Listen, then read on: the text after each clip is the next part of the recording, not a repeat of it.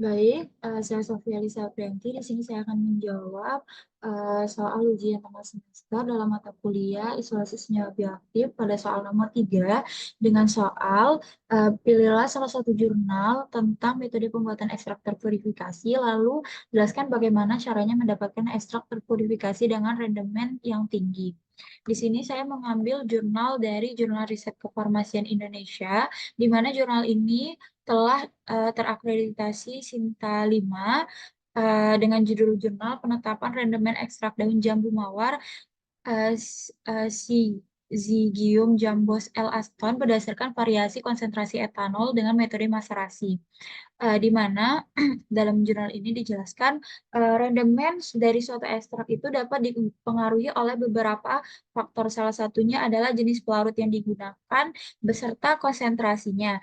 Eh, Penelitian sebelumnya yang telah dilakukan mengenai perbandingan rendemen ekstrak daun jambu dengan pelarut etanol sebanyak 50%, 70%, dan 90% menggunakan metode maserasi menunjukkan bahwa terdapat perbedaan rendemen yang dihasilkan.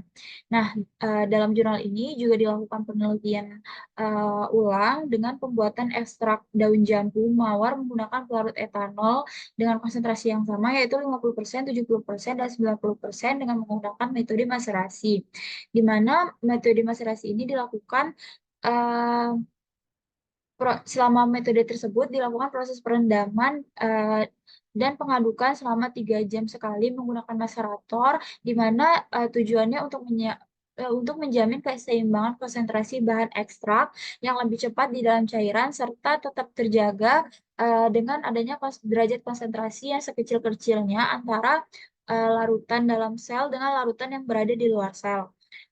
Dari ekstrak air tersebut kemudian diuapkan di atas penanas air hingga diperoleh ekstrak kental, kemudian dihitung nilai rendemennya. Di mana nilai rendemen yang dihasilkan dari proses ini dapat dilihat pada tabel 1 eh, pada konsentrasi etanol 50% dengan penggunaan ekstrak sebanyak 5,71 gram, 5,69 gram, dan 5,86 gram menghasilkan rendemen dengan rata-rata nilai 23,01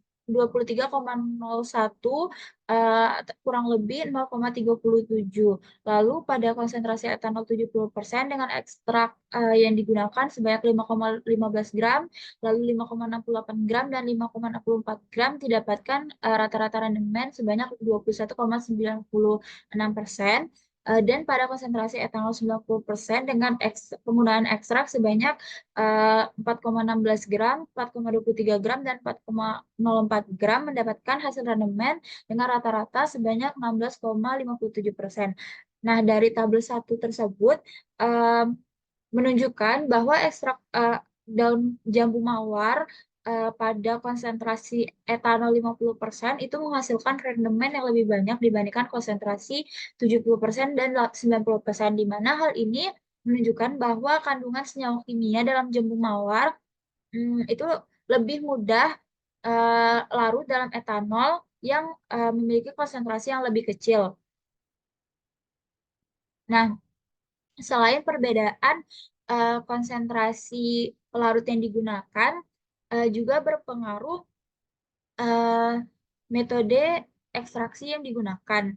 Seperti dijelaskan pada jurnal kedua yang saya gunakan, di mana jurnal ini eh, berasal dari Jurnal Kesehatan Perintis yang sudah terakreditasi pada Sinta 4 dengan judul Jurnal Formulasi Sediaan Bedak Tabur dari Ekstrak Terpurifikasi Buah Tomat Solanum Lycopersicum L. Nah, dalam jurnal ini dijelaskan di mana ekstrak terpurifikasi buah tomat eh, dibuat dengan menggunakan ekstraksi dengan pelarut N-heksan menggunakan metode kristalisasi antisolvent. Nah, pemilihan metode kristalisasi antisolvent ini berdasarkan eh, penelitian sebelumnya, di mana proses ekstraksi dengan metode kristalisasi antisolvent ini itu akan menghasilkan rendemen likopen yang lebih tinggi dibandingkan dengan menggunakan metode jenis lain seperti metode ekstraksi cair-cair. Nah, berikut sekilas mengenai cara ekstraksi kristalisasi antisolvent di mana eh, dilakukan buah tomat yang telah ditimbang sebanyak 40 kilogram, lalu dicuci bersih, kemudian dihaluskan dengan blender, lalu dikukus sampai mendidih selama kurang lebih 5 menit dengan suhu 90 derajat Celcius sampai 100 derajat Celcius. Lalu setelah dingin, tomat diperas dan dipisahkan antara air dan ampasnya.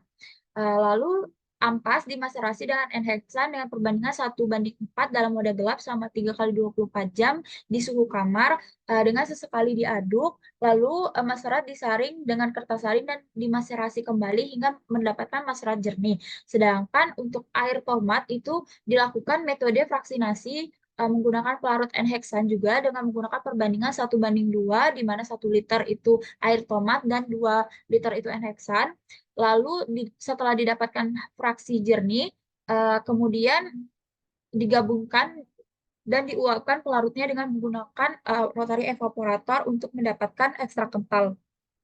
Nah, lalu dari ekstrak kental yang sudah dihasilkan, itu ditambahkan metanol sebagai antisolvent sedikit demi sedikit sampai terbentuk endapan, kemudian campuran tersebut didiamkan beberapa jam sampai mengendap dengan sempurna. Lalu disaring dengan kertas saring dan dimurnikan dengan cara ditambah metanol lagi sedikit demi sedikit hingga didapatkan ekstrak yang terpurifikasi. Nah, dari perlakuan tersebut, pelakuan ekstraksi kristalisasi antisolvent tersebut menghasilkan ampas tomat yang dimaserasi menggunakan pelarut enheksan. Tujuan penggunaan pelarut enheksannya ini adalah untuk menarik senyawa nonpolar yang terkandung dalam buah tomat, di mana prinsipnya ini didasarkan oleh like dissolve like, di mana senyawa polar akan larut dalam polar dan senyawa nonpolar akan larut dalam pelarut nonpolar. Nah, likopen sendiri merupakan senyawa yang nonpolar sehingga akan mudah larut dalam pelarut enheksan yang bersifat nonpolar pula. Nah, hasil dari pelakuan rotari, maserat ampas tomat dan fraksi air tomat tersebut berbentuk ekstrak kental yang berwarna kecoklatan. Nah, setelah didapatkan ekstrak dan dilakukan penambahan metanol, di mana metanol ini bertindak sebagai agen presipitasi yang memiliki koefisien partisi yang cukup besar dalam melarutkan beta-karoten dan trigliserida sehingga likopen tidak akan larut dalam metanol dan dipisahkan dari larutannya membentuk endapan setelah didiamkan selama 8 jam.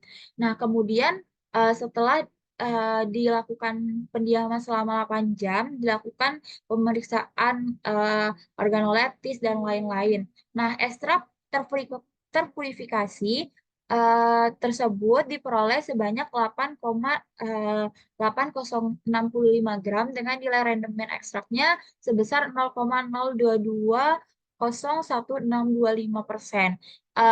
Di mana dalam penelitian ini dibandingkan dengan penelitian yang sebelumnya telah dilakukan, ekstrak yang dihasilkan itu lebih banyak. Di mana pada penelitian sebelumnya itu ekstrak yang didapatkan sebanyak 0,0203% dan 0,0054%. Nah, hal ini dipengaruhi oleh jumlah pengurangan proses maserasi ampas yang dilakukan pada penelitian, di mana proses maserasi pada penelitian ini dilakukan berulang-ulang sampai maserat yang didapatkan itu bentuknya itu jernih. Sedangkan pada penelitian sebelumnya itu maserasinya hanya dilakukan sebanyak 5 kali. Jadi untuk mendapatkan ekstrak terpurifikasi dengan rendemen yang tinggi itu dapat dilakukan dengan menggunakan konsentrasi pelarut yang sesuai dengan sampel yang kita gunakan dan juga proses ekstraksi, pengaruh proses ekstraksi yang digunakan, di mana dalam penelitian ini dilakukan proses ekstraksi kristalisasi antisolvent.